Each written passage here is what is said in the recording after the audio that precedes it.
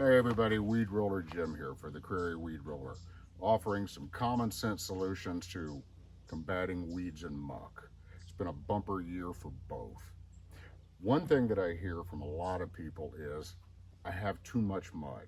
This isn't going to work. There are ways that we can deal with that.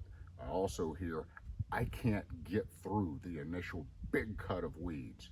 Well, we're in a situation right now where this is an established weed roller, but this year we've had low water situations, we've had a lot of hot days and bright sunshine, a lot of weed growth.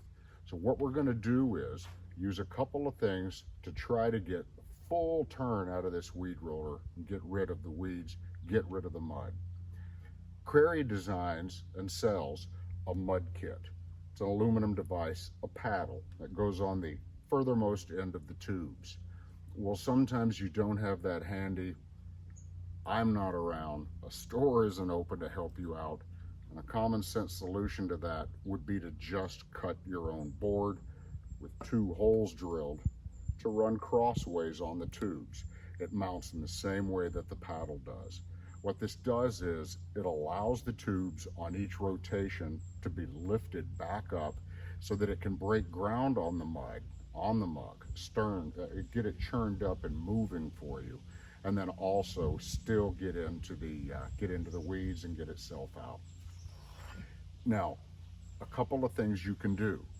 If by chance the one size fits all isn't working and you feel like you need to make it a little bit longer, you can. I've taken them quite a bit longer in the past. It can get you out of the really deep, sticky situations.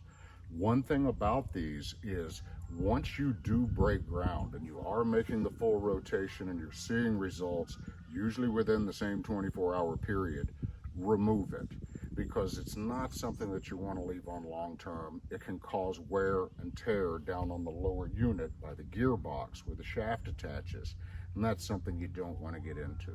So I'll take a moment, get these installed, and we'll see what kind of results we can get. Okay, so as we're mounting this, what I mentioned a moment ago is grow crossways with this. And it's okay to pick the weed roller tube up even while it's connected. We're not going to hoist it over our head or anything, but it's used to having a little bit of give and take in there.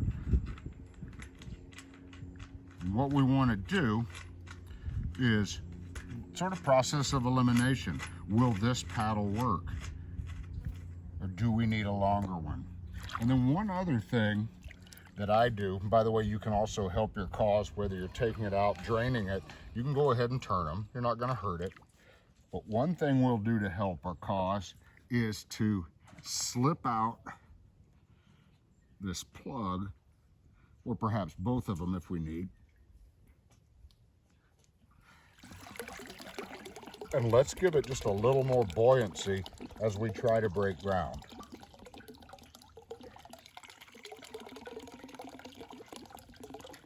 Frequently, if you're running one that has never had a weed roller in it, what I do is put the tube back in the water just until it's willing to go all the way to the bottom.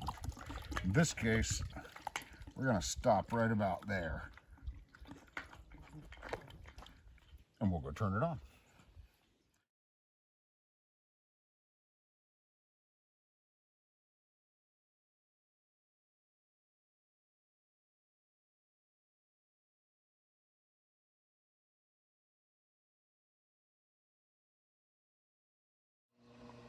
So what we've been able to do by putting an oversized mud kit on there is we have accomplished getting a complete turn.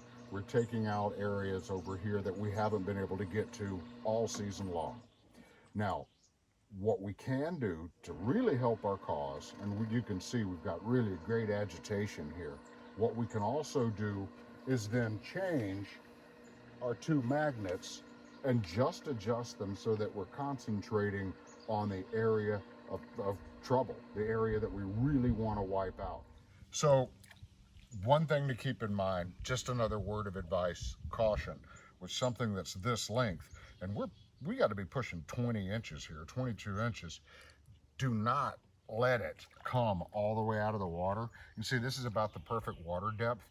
You can really hear those engines, or it's not an engine, it's a motor. You can really hear those motors groan. The newer ones on the WeedRoller Pro, you're dealing with 1/15 of 1 horsepower. It's basically what you're going to find in a ceiling fan. Don't overwork it. We'll take this off just as soon as we're done really agitating things, and we'll go down to a smaller paddle and see if we can get through with that size, and then ultimately get rid of it altogether.